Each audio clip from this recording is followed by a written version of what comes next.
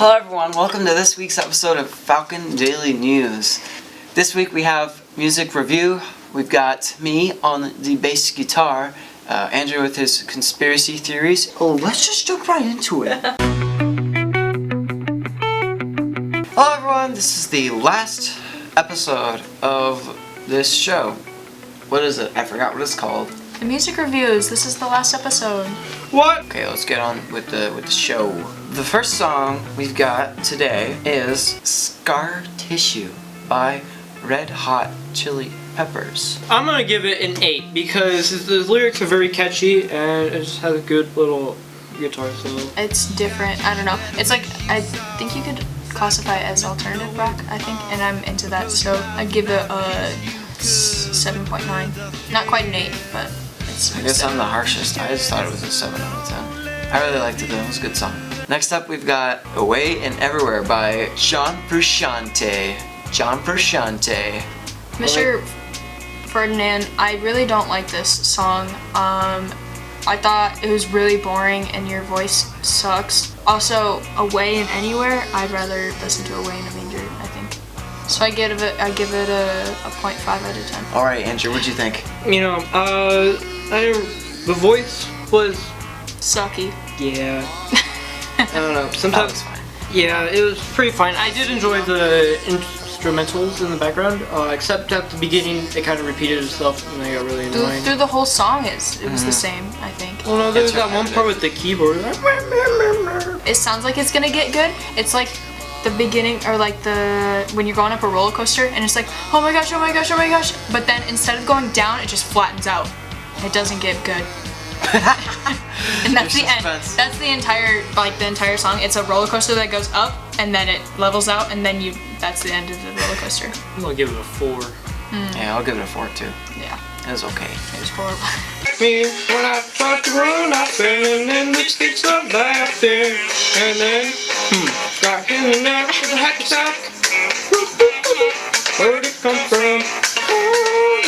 I think we've heard enough. We can go to 10 out of 10. We can go to the next song. That was really funny. I had a lot of fun listening to that. I wouldn't ever listen to it ever again, but I had a lot of fun. So our next song is Time in a Bottle by Jim Crucy. I don't know how to say his last name. A little insight, Mark gets really impatient with his songs, and so most of the time he's just like, alright, we're gonna listen to the beginning, 2 seconds of the middle, and then the very end, maybe. And this time we listened to the entire thing, and I think that speaks for itself. Also, he added it to his playlist.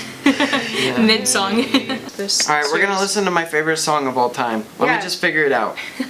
Okay, but it's 15 minutes long. Your favorite song is 15 minutes? Yeah.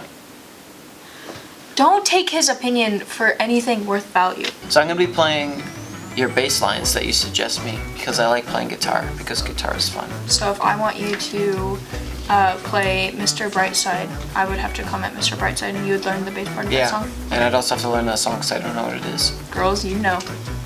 I prefer it if you didn't give me extremely hard bass lines, but I can try. Thank you for watching. Have a wonderful rest of your life. Bye-bye. Don't tell them what to do.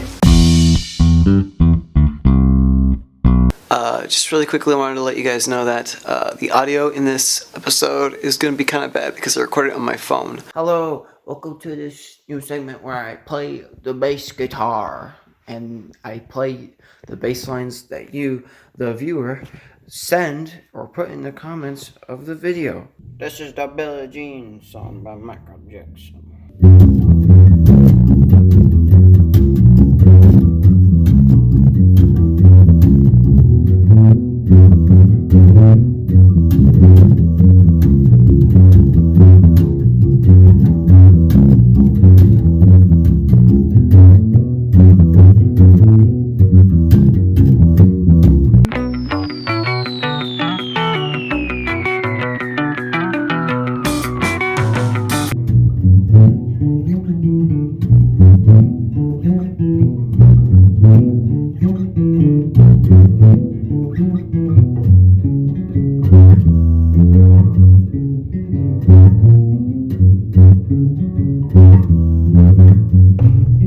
Oops.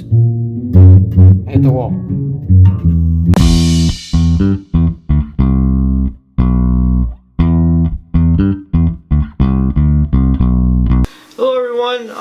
it's me, Andrew. Welcome back to Conspiracy Theories. Today we're covering the Bermuda Triangle. So as we all know, apparently the Bermuda Triangle is a very, very cursed place. People try to avoid. Well, what we don't know is that the Bermuda Triangle actually spans from the island of Bermuda all the way to Miami and back down to Puerto Rico, creating a triangle. And that's about 500,000 square miles long. But what people don't know is that the Bermuda Triangle is actually a very busy ship dock because of Miami, because a lot of ships come in and come out from there. Yeah, here are some strange reports that have happened in the Bermuda Triangle, and yeah, so let's get into this. So in 1945, this is Flight 19. So on December 1945, a group of 5 torpedo bomber jets flew out from a naval base in Florida for doing training runs as usual. So they were flying over as they were flying over the Bermuda Triangle, Commander Charles Taylor noticed that his compass was malfunctioning and acting weird. Commander Charles reported that he just didn't think anything was right. He commented that even the ocean didn't look right. There was 13 pilots, including Taylor, in there on that run, with all of them being trainees except for Commander Taylor being the only one with any experience. Later, the naval base got no more communication from Taylor, so they decided to send out an aircraft rescue plane, which then also vanished out of thin air. Next one we have is the USS Cyclops. The USS Cyclops was a Navy carrier ship that supplied vehicles and ships with fuel during World War I. On January 8th, 1918, the USS Cyclops set out from Norway to Rio, Brazil. They unloaded a huge amount of coal that they were carrying, and instead they took on 10,000 tons worth of magnesium ore. After getting 10,000 tons of magnesium ore and 309 passengers on board, the USS Cyclops sailed to Baltimore on February 16th. But the USS Cyclops was never heard of again, and a massive search was conducted, but no signs or debris was ever found of the USS Cyclops. I think that, well, since manganese ore is very corrosive, and I think that since it's corrosive, I think the manganese ore just corroded the bottom of the ship, leaving it sink, and they just never found it. Finally, we have the Ellen Austin finding. The Ellen Austin was a American schooner ship. While on its way to New York, the Ellen Austin found another abandoned ship that was completely in pristine condition. The Ellen Austin sat there for a while and observed the ship to make sure it wasn't a trap, and when the captain was sure that it wasn't a trap, he sent out his best men on board to go into the other ship to salvage it. Once the men got aboard, they